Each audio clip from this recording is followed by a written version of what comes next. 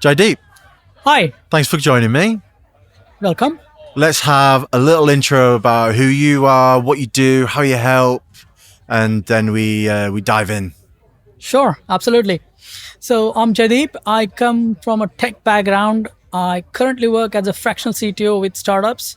Over the few years, I've helped a few startups right from scratch, like they just had an idea and didn't know what to do, to some who have already built a product but now have challenges. Mm. I myself was a software engineer before, and about 10 years ago, I had my own startup where I gathered a lot of experience the hard way. Yeah. And then I realized maybe some of this could go into other founders and help them avoid those things. And some of those hard lessons, let's dive into some of those. Let's unpack some of those. Like what were those hard lessons? What did you find out that you can let other people know so they don't have to potentially experience them themselves? 100%. So the top one on my mind, especially from a tech background, is if you are a techie yourself and trying to find something, you will probably obsessed with technology, building it, engineering, new libraries, AI, everything else, and you'll probably not focus as much on actual business or customers. That's what we did. We were very obsessed with the product, how to make it more sophisticated, how to make perfect it. So striving for perfection rather than actually putting in the hands of your customers. Yeah. So that's the kind of mistake we made when we were there. So I always advise that tech is an enabler, it's a medium most of the times. You should really focus on getting it in the hands of your customer, getting early feedback rather than perfecting it. Yeah, I hear that a lot, actually. I hear that a lot. It's, you almost want to be focusing on the sales and marketing of it at the beginning, maybe even before you've had an idea or you've got an idea. You want to maybe test it out on a few people and go, would you pay for this if it was available? And then go away and build the MVP for them. Yes. And then get that feedback. Do you think co-founders are a better idea, like one techie, one sales and marketing, or can one person be good at it all? Have you come across those founders that are good at it all? I think co-founder is a definitely good idea because you can't be best at everything. Plus, even if you are, the focus. You can't have so much focus on all the areas at the same time. Yeah. So it's absolutely very, very necessary, I think, to at least have one co-founder with yourselves who can then take care of the rest of it. If you're focusing on sales marketing, he can do the product and technology and other bits. So absolutely. And in terms of people like wanting to just start like start a tech business now, because obviously we've got AI, there's programs out there like Replit, Bolt, these natural language AI tech building platforms that, a 16-year-old in their bedroom at home can start building. Like how far can these actual programs get them? Like, can they get them quite far, or do they still need to focus on that initial process, do you think? I think AI has changed a lot of things, even for us when we look at it, especially when you build an MVP or proof of concept, so putting something together very quickly, and trivial use cases or just, showcases. So those things have become very, very easy now, especially if you know technology. But to do something serious, much more valuable, you still need a lot of human intervention and the logic and whatnot, so it's, AI cannot on its own do it. It's an accelerator or augmented tool. That's how I look at it. I like that. AI is an accelerator. It's like the petrol on the fire, right? It's like, Yes. yeah. Yes. I love so it again, like it's hard because we're at this like inflection point, aren't we, where we can't really fully see round the corner of what's happening with AI. We don't really know what's going to happen. People make predictions, but they don't really know. But in terms of your experience as a fractional CTO, like, what kind of trends are you seeing in the tech world? Like, what do you think is becoming more valuable in terms of problems to be solved, or, that tech can solve essentially? Like, what do you think is not the next big thing? I don't really want to use that term, but like, what's the next meaningful sort of stage like for businesses to move into? So I've seen the whole spectrum of people. There are certain people who have absolutely no idea. So what's going to come? What's going to happen? They're just living in the same old world. Yeah, that's me. Happy. Yeah. And there are some who have started thinking, oh, I don't need nobody now. So I can do it all alone on my own. I think both these spectrums are extreme ones. Yeah. There are good amount of people in the middle, but I think everyone's still trying to make sense of how to best utilize it, how to, how it can help me beyond just thinking about it reducing costs or automation. I think that was there for 100 years. Yeah. Yeah. AI has more abilities and cognitive abilities. And it's also a collective responsibility of all of us in this tech world or startup world to take in the direction which is perceived AI as an augmented tool rather than just giving it everything. So I think it's all of us who need to say, hey, you are a good tool, be with me, don't overtake me.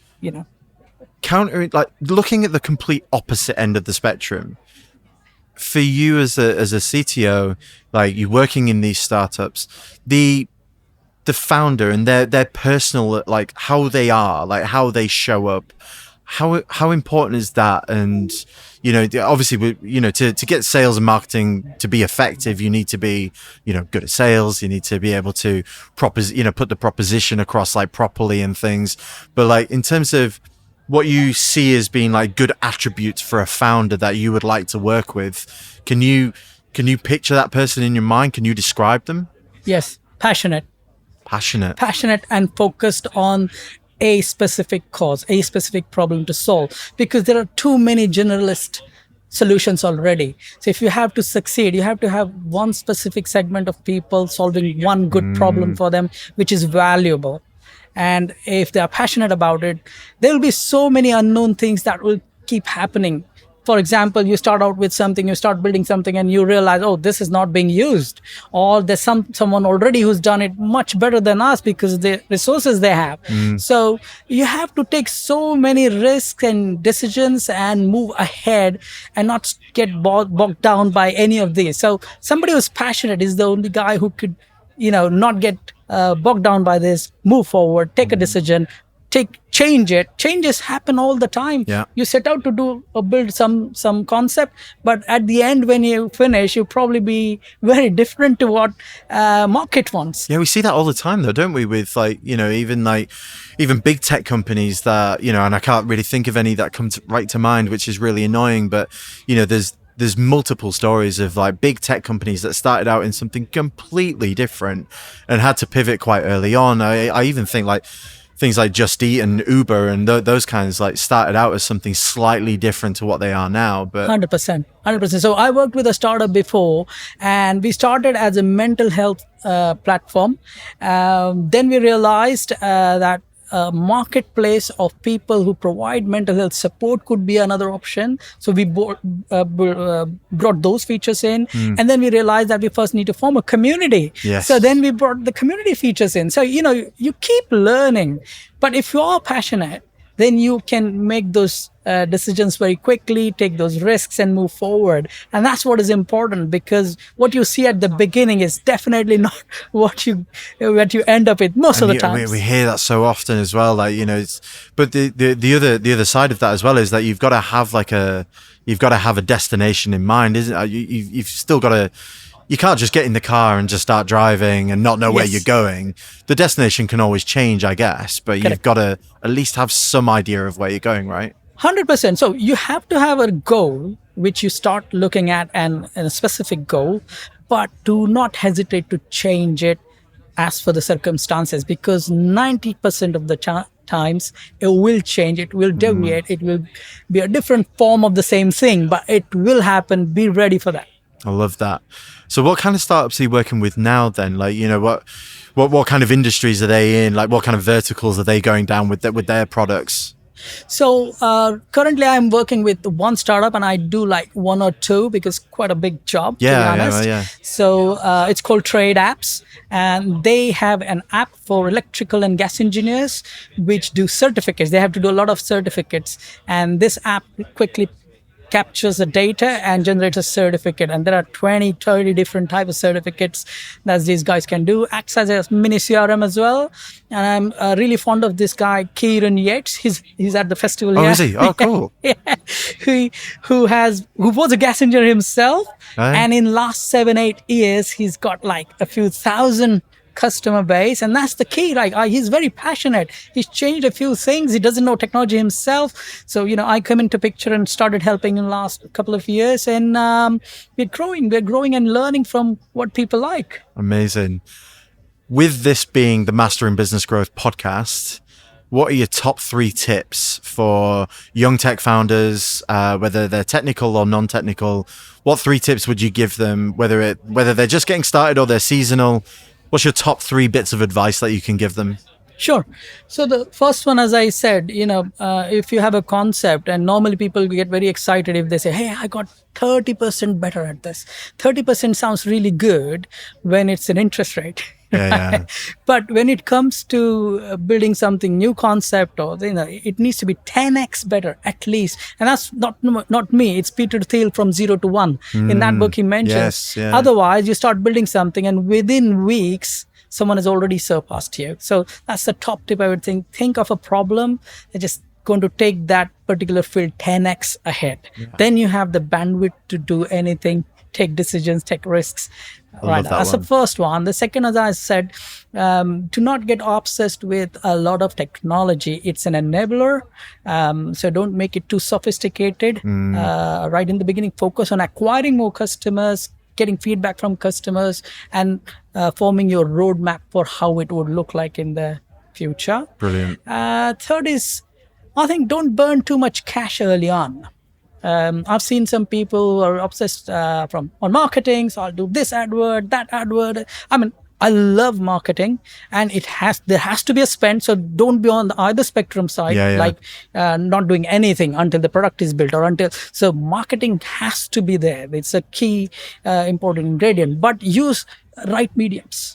Be lean. You're a startup. You can't spend money on TV advertising, for instance. That'll be foolish, right? So you have to use the right channels, right mediums. And I think if you don't know that, you have to talk to the experts to see what could be the right medium. That's why they are there for. Like I do technology. I'm sure there are marketing experts who could help you build the right thing. Yeah, I mean, that's pretty much what we do at the Growth Guys. Like we help brands and businesses explore which channels they should be using, which levers to pull to achieve their growth goals, and we use a myriad of different techniques and tactics. So, Jaideep, I love this. This has been brilliant. Where can people find you if they want to get in touch? Well, of course, I'm on LinkedIn. So just say Jaideep D at the end, Jaideep Deshmukh, and you can find me. I'm pretty visible. I keep sending posts about what I do and stuff, and I love helping people. My mission is to let people avoid the same mistakes I made. At least I can do that for people. I'm always open for a chat and share my learnings. Jaideep, I've loved this. Thank you so much for coming and joining me. Enjoy the rest of the festival. And brilliant. Love it. Thank you very much. Thank you so much. Cheers, man. Cheers.